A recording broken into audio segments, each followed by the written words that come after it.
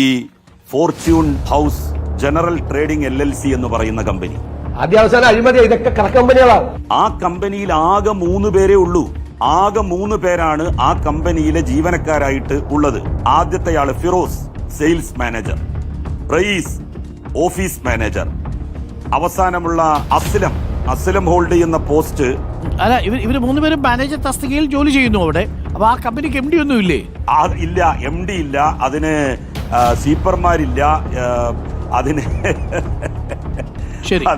ക്ലാർക്കുമാരില്ല, ഒന്നുമില്ല. PK ഫിറോസിനെ പോലുള്ള ഒരു യുവ നേതാവ് 2021 തെരഞ്ഞെടുപ്പിൽ മത്സരിക്കുമ്പോൾ അദ്ദേഹം ഒരു സത്യവാങ്മൂലം കൊടുക്കും. അദ്ദേഹത്തിന്റെ ജോലി അഭിഭാഷകനാണ് എന്നാണ് അദ്ദേഹം അഫിഡവിറ്റിൽ വ്യക്തമാക്കുന്നത്. 2021 അദ്ദേഹം ബാർ കൗൺസിൽ അംഗമായിരിക്കെ, ഒരു പ്രാക്ടീസിംഗ് ലോയർ ആയിരിക്കെ, അഭിഭാഷകനായി ആണ് എന്ന് അദ്ദേഹം സത്യവാങ്മൂലത്തിൽ പറയുന്ന സമയത്ത് ചട്ടവിരുദ്ധമായി മറ്റേതെങ്കിലും ഒരു തൊഴിൽ ഏർപ്പെട്ടിരുന്നോ എന്നുള്ളതാണ്. അത് പുറത്തു വന്നാൽ അന്ന് കൊടുത്ത അഫിഡവിറ്റ് തെറ്റാണെന്ന് പറയും. അതിനകത്ത് PK ഫിറോസിന് മറ്റ് ന്യായങ്ങളൊന്നുമില്ല. 2024 മുതൽ അല്ല അദ്ദേഹത്തിന്, അതിന് മുമ്പ് മുതൽക്ക് തന്നെ വർഷങ്ങളായിട്ട് അദ്ദേഹം ഇങ്ങനെ എംപ്ലോയ്മെന്റ് വിസ ഹോൾഡ് ചെയ്യുന്ന ഒരാളാണ് എന്നുള്ളതാണ് അദ്ദേഹത്തെ സംബന്ധിക്കുന്ന ഏറ്റവും അവസാനം വന്നിരിക്കുന്ന ഇൻഫർമേഷൻ പറയുന്നത്. 19/5/2024 നേരത്തെ ഉണ്ടായിരുന്ന ജോബ് കാർഡ് ക്യാൻസൽ ചെയ്യപ്പെട്ടു എന്ന് വ്യക്തമാക്കുന്ന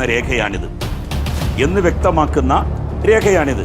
ഇത് പരിശോധിക്കണം. അപ്പൊ എന്ന് മുതൽക്കാണ് ഇദ്ദേഹം ഇങ്ങനെ ഒരു കാർഡ് വെച്ചുകൊണ്ടിരുന്നത് എന്നുള്ളത് വളരെ പ്രധാനമാണ്. നേരത്തെ സൂചിപ്പിച്ചതുപോലെ 2021 അദ്ദേഹം താനൂരിൽ മത്സരിക്കുന്ന സമയത്ത് അദ്ദേഹത്തിന് ജോബ് കാർഡ് ഉണ്ടായിരുന്നോ? സമഗ്രമായ അന്വേഷണം വേണം. ആ സത്യവാങ്മൂലത്തിൽ അദ്ദേഹത്തിന് 47 ലക്ഷം രൂപയോളം ബാധ്യതയുള്ളതായിട്ടാണ് അദ്ദേഹം പറയുന്നത്. അപ്പോൾ അങ്ങ് പറഞ്ഞതുപോലെ 2021 ശേഷമാണ് PK ഫിറോസിന്റെ ഒരു ഭാഗ്യം തെളിയുന്നതെങ്കിലും അഴിമതിയാണ്. മിസ്റ്റർ അരുൺകുമാർ, ഒരു ബിസിനസ് തുടങ്ങണമെങ്കിൽ ഒരാൾക്ക് ലോട്ടറി കിട്ടി എന്ന് പറഞ്ഞാൽ നമുക്ക് സമ്മതിക്കാം.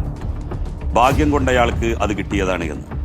ഒരു ബിസിനസ് സംരംഭം, ലക്ഷക്കണക്കിന് കോടിക്കണക്കിന് രൂപ ഇൻവെസ്റ്റ്മെന്റ് വരുന്ന ഒരു ബിസിനസ് സംരംഭം ഒരാൾ തുടങ്ങണമെങ്കിൽ അയാളുടെ കയ്യിൽ പണം വേണമല്ലോ.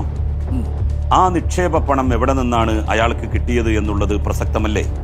രാഷ്ട്രീയത്തിൽ ഒരുപാട് വ്യവസായ പ്രമുഖന്മാരുണ്ട്, കച്ചവടക്കാരുണ്ട്, വ്യാപാരികളുണ്ട്, ശരിയാണ്. അവരുടെയൊക്കെ തന്നെ ബാക്ക് ഹിസ്റ്ററി നമ്മൾ പരിശോധിച്ചാൽ അവർ കാലങ്ങളായിട്ട് വലിയ ബിസിനസ്സുകാരായിട്ടുള്ള ആളുകളാണ്.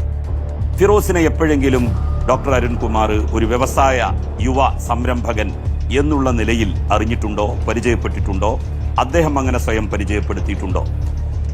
ലക്ഷക്കണക്കിന് കോടിക്കണക്കിന് രൂപ നിക്ഷേപം വേണ്ട വ്യവസായങ്ങൾ അല്ലെങ്കിൽ ബിസിനസ് സംരംഭങ്ങൾ ഒരാൾ തുടങ്ങണമെങ്കിൽ അയാളുടെ കയ്യിൽ പണം വേണം.